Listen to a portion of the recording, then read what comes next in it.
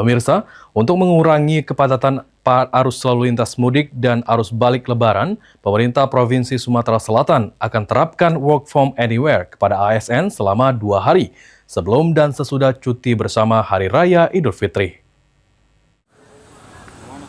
2. Menjunjung tinggi kehormatan bangsa. Sebagai upaya mengurai kepadatan arus mudik dan arus balik Lebaran Idul Fitri 2026, pemerintah Provinsi Sumatera Selatan akan menerapkan Work from Anywhere atau WFA kepada aparatur sipil negara.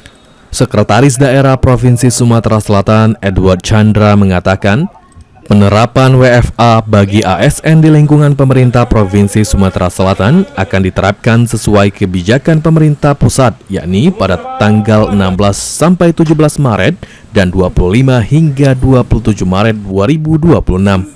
Kendati demikian, untuk instalasi dan OPD yang berhubungan langsung terhadap pelayanan kepada masyarakat akan dilakukan pengaturan skema WFA agar tidak mengganggu pelayanan kepada masyarakat. Selalu dalam lindungan Allah Subhanahu wa Ta'ala. Sesuai dengan kebijakan pemerintah bahwa memang 2 hari sebelum cuti ya, kemudian setelah cuti Idul Fitri itu ada kebijakan WFA, dan Pak Gubernur juga telah mengambil kebijakan juga untuk Pemprov juga melaksanakan WFA tadi.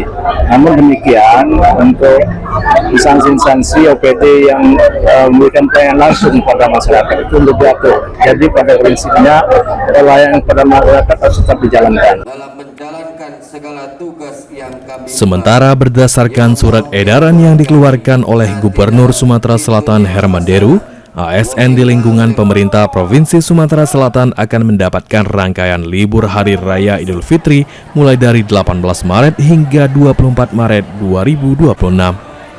Eki Saputra.